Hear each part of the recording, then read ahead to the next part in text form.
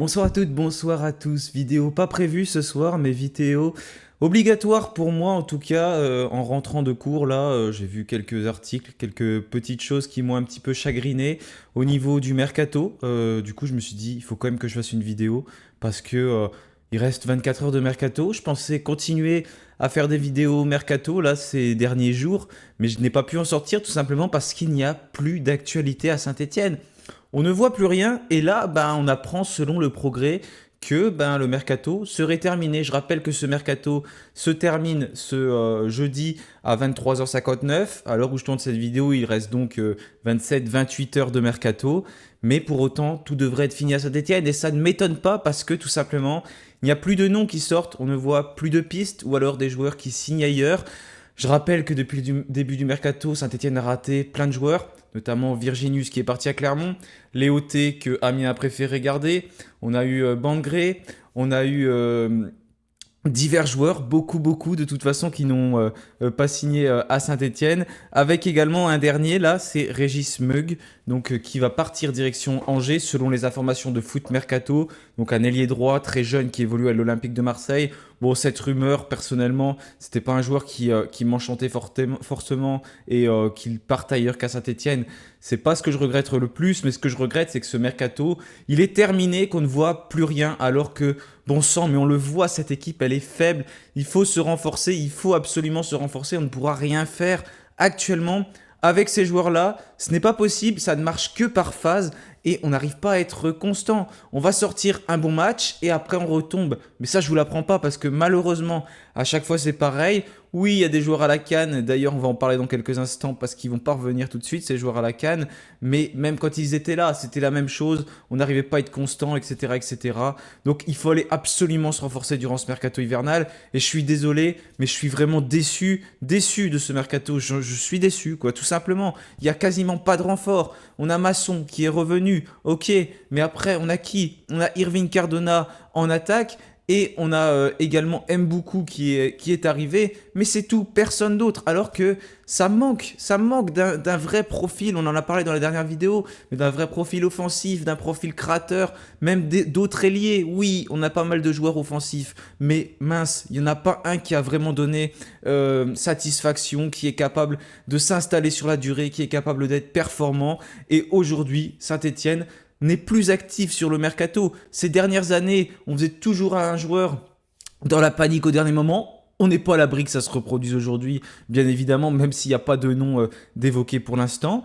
Mais en tout cas, on n'arrive pas à se pencher sur un dossier et surtout réussir à véritablement l'aboutir. Je suis désolé, je suis sévère sur ces mercatos, mais ça m'énerve. Ça fait des années et des années que ça s'enchaîne et on n'arrive pas à faire tout simplement une période de mercato correcte. On va chercher les bons profils. On a réussi à le faire durant les derniers mercatos d'hiver pour essayer de se rattraper un peu à l'image de l'année dernière. Mais cette saison, on n'y arrive même pas, alors que force est de constater que ça ne va pas mieux à Saint-Étienne et qu'on n'arrive tout simplement pas à atteindre cet objectif qui est prévu. On est tellement inconstant. On n'arrive pas à produire du jeu. On n'arrive pas à faire les choses correctement, mais je pense qu'il n'y a pas besoin quand même d'ouvrir trop les yeux pour voir qu'il y a des grosses difficultés dans cette équipe stéphanoise et qu'il faut absolument quelqu'un pour renforcer chaque poste quasiment. Mais on ne peut pas renforcer tous les postes, bien évidemment. Mais il manquerait au moins 2-3 recrues impérativement à Saint-Étienne. Et ça n'est pas le cas. Donc j'ai du mal à voir, en faisant un mercato comme ça, comment on va réussir à remonter au classement, comment on va réussir donc à atteindre cet objectif de monter en Ligue 1. Et c'est une énorme déception, même au niveau des départs. Il n'y a que Charbonnier qui est parti avec Victor Lobry, qui joue dans l'effectif professionnel. Il y a plein d'autres joueurs. Voilà, on se demande comment ça va se passer prochainement. Thomas Monconduit, apparemment, qui aurait dit à Olivier Dalloglio, selon le progrès, qu'il voudrait rester pour s'imposer. Et Olivier Dalloglio n'a pas l'air réticent à ça parce qu'il l'a fait jouer ses derniers matchs. Mais bon, malheureusement, on connaît Thomas Monconduit et cette façon qu'il a à ne pas être constant non plus sur les rencontres. Et en attendant, c'est un joueur qui touche quand même un gros salaire à Saint-Étienne, à qui il reste 1 an et demi de contrat. Ça aurait été peut-être le moment de le faire partir quelque part. Et non, aujourd'hui, il ne part pas et j'ai bien peur que la deuxième partie de saison soit à l'image de ce qu'il a fait la première partie de saison à Saint-Etienne.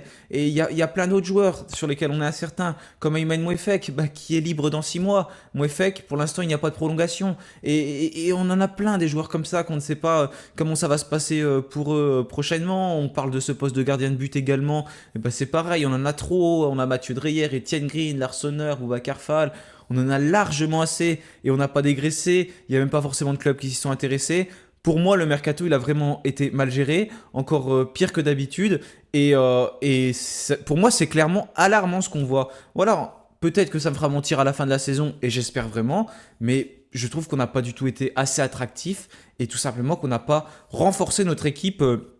Comme il le fallait. Donc voilà, concernant ce mercato, je voulais tourner cette vidéo parce que je suis déçu de voir que les choses n'avancent pas et qu'il n'y a aucune recrue qui devrait arriver à Saint-Etienne. J'espère que quand je vais tourner mon avant-match demain après-midi, il y aura des noms qui seront sortis, mais j'ai de sérieux doutes parce que pour l'instant, côté stéphanois, c'est vraiment très calme. Et pour terminer, du coup, je vais parler de la CAN, je voulais en parler dans la vidéo de demain, mais je vais le faire maintenant parce que il y a 3 joueurs stéphanois qui sont encore en lice et qui étaient partis.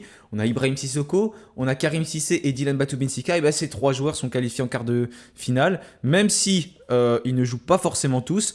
Par exemple, Ibrahim Sissoko avec le Mali a gagné 2-1 contre le Burkina Faso. Il n'a pas joué. On a Dylan Batoum-Bensika qui a battu l'Égypte. Il est donc qualifié en quart de finale. C'est lui qui a concédé le penalty qui avait permis à l'Égypte de revenir juste avant la mi-temps. Mais Dylan Batoum-Bensika a joué 65 minutes durant cette rencontre. Et il va affronter donc Karim Cissé lors de la prochaine rencontre parce que Karim Cissé s'est qualifié avec la Guinée, donc contre la Guinée équatoriale. Et puis Karim Cissé, c'est pareil, n'a pas joué durant cette rencontre. Du coup, au niveau des quarts de finale, on va tous les évoquer parce qu'il n'y a pas tant de matchs que ça. Il y a Nigeria-Angola, donc ce sera le vendredi 2 février. Cap-Vert, Afrique du Sud, vendredi 2 février également. Et concernant les Stéphanois, on a la République démocratique du Congo, donc la nation de Dylan Batoum-Bensika, qui affronte la Guinée. C'est le samedi 3 février à 18h. Et le Mali qui affronte la Côte d'Ivoire. Donc ça, ce sera le samedi 3 février à 21h donc pour Ibrahim Sissoko.